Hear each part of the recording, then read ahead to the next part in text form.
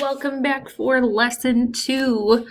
So, this first one that we're going to do is like 21 slides, but the first couple of slides are just these intro ones, and I'm gonna keep pausing the video in my recording because there are just like several steps that you can do really easy copying and pasting, and I'll explain that when we get there, okay?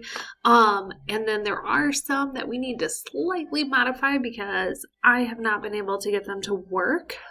So I'll explain what modifications we're going to do for them, okay?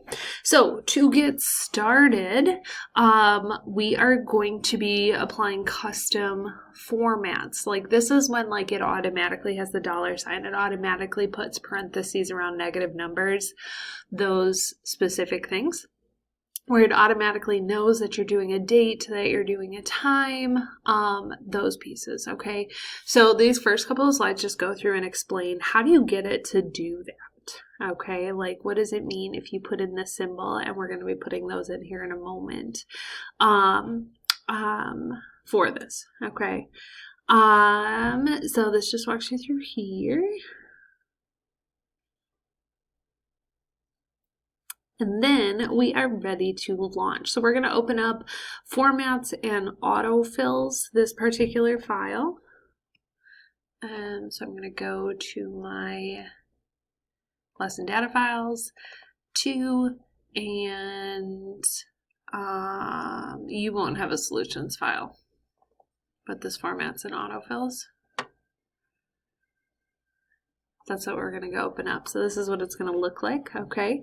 So we have a bunch of text in here, like numbers, and we're going to have it do stuff. Like we're going to have it put in fractions for us. We're going to have it do some currency and accounting type format, and this keeps going down. We're going to adjust time, dates. We're going to put in some like zip codes and social security formats, those types of things, okay? So let me move this over. So I'm on slide 11 already, okay? And this is where we're getting in here, okay? So first thing we're going to do is save this as the solution file. So I said this in the video last time, but what you're going to do is just save this in the exact spot that it already is. So it's going to be in the student data files in lesson 2. You're going to save it right in here. You're just going to call this solutions. And you're going to end up zipping this entire folder with the regular files and the solution files all in one place. Don't not title them as solution. This will just keep things more straightforward and organized, and especially if you need to restart, then you have that original file. So that's number 1. Okay, now in the number formats worksheet, select the range C5. So you're going to be doing this by rows. Like you're going to do C5 to F5 and then C6 to F6. You're going to go down the whole row like the entire time. Okay. Then what we're going to do is we're going to open up the format cells dialog box, and you can do this by clicking right here. Or on your computer, you can actually press Control-1 and it'll automatically pop up as well. So personal preference, either click this little pop-up or Control-1 on your computers. But we're going to be dancing throughout these guys over here, okay, into these different categories. And to start, we're going to be using the number category. Okay, now we're going to tell it that we want 3 decimal places to be shown. We do want to use the comma separator, and we want to have negative numbers with parentheses around them.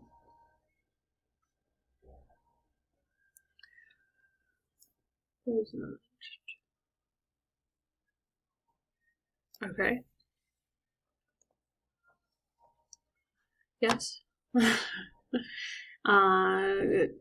the first then in the category. Okay, so we have this. So this is what we want. Okay. So if I just pressed OK, all the numbers would come up with 3 decimal places, they would have the thousands separated by a comma, and negative numbers would show up with parentheses. Okay, so I can see that here. But that's not as far as it wants us to go. It also wants our negative numbers to not be in red, but to be in blue. So I'm going to come over here to custom, and I can see exactly what this text looks like, and I'm going to add a piece in here. Okay, right after this semicolon in here, I'm going to put in a bracket, and I'm going to tell it that we want our negative numbers to be blue and formatted with a comma and 3 decimal places. So now when I press OK, our negative number comes up blue. So you should see that. Slide 4. It's just continuing with that.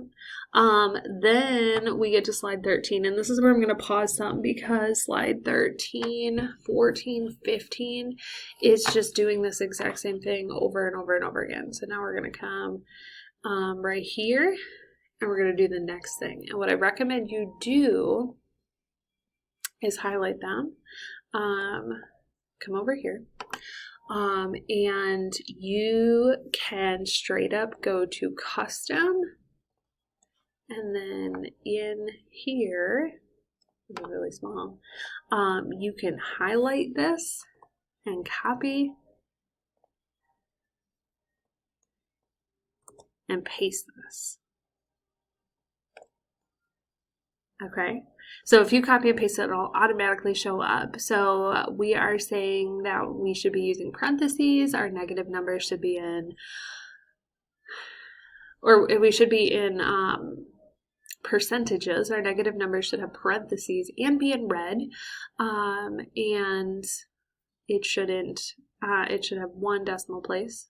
Okay, the next one is where it gets weird.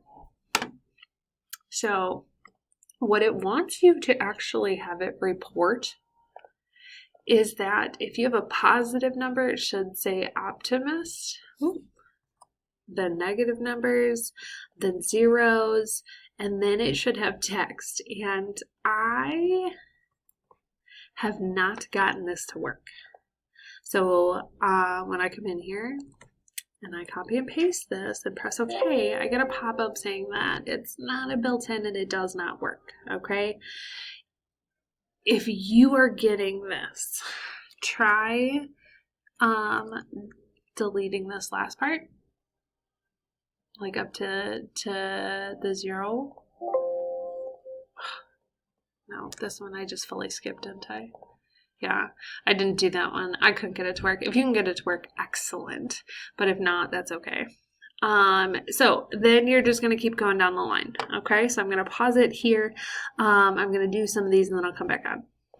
So the next one that came up, I do want to show you one more thing actually. Where it says shortcuts, these are ones that are pre-built in that you can simply click on. So if you go to number, use the check mark for the 1000 separator, and then do the second option, like you can simply do that as well. And that may help you understand what it is that you're doing a little better than just copying and pasting, but copying and pasting will certainly work. Okay, so I just finished the decimals and fractions. So this is showing like just how far out do these go, and then the color changes for negative. Down here we have fractions for the size that they are, like what they're out of. So the 15s are out of a 16th.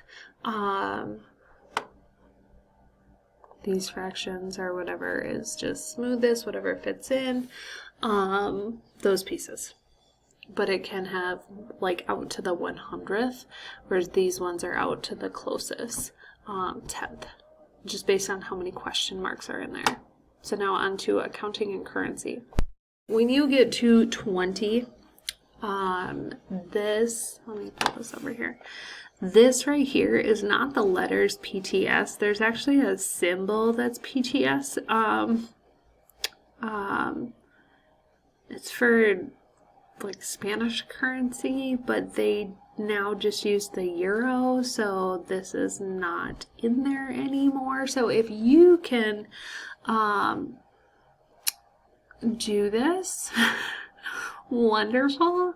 Like if you are able to get this to go in, wonderful, but I am not. And I tried following down here of looking up this symbol and copying and pasting it into the formula, and it still did not work. So don't worry about 20. If you can get it to work, awesome. If not, that's fine. Okay, when you get to 22, so what this is supposed to do is positive number, negative number, 0, and then text.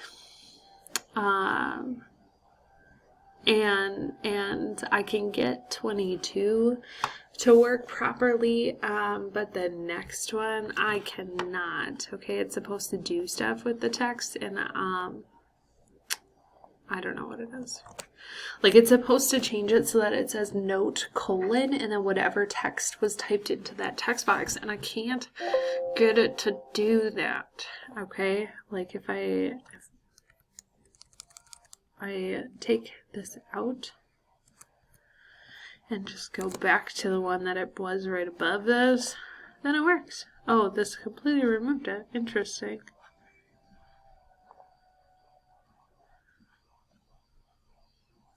What's different? Oh. Alexa, quiet.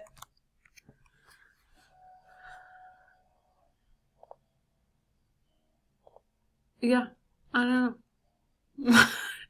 Not a freaking clue why it doesn't work. If you can get it 23 to work, excellent. Again, if you can't, just take that part out. That's fine. If you just come in here and just delete those last part, that's also fine too. Can't get either of them to work. For the thousands and millions, so you'll see that this number like doesn't look like a million, but it is. Sometimes your data is just so large that to create a simpler visual for it, you can shrink it down knowing that that's what it is. I cannot get 31 to work correctly. It's supposed to have MM afterward. If you can't, that's fine. So just come over here and remove those. That's fine. Times and dates, like that should go pretty smoothly for you. Shouldn't have too much of an issue there. Finally, we're going to go into these custom ones, and then we're going to come back and do one thing with this guy right here, but we're going to do these ones first. Okay, so I'm now on slide 20. Okay, got through all of those in here, and now I'm on slide 20. So this is supposed to be summing all of these, but when you add together all of these hours, you get more than 7 hours. So it's not registering the way that we need it to. So on slide 21, this tells us how to fix this, okay? So, right here, we're going to, you can click on auto sum, or you can do an alt and then the plus equals, and that'll do it here.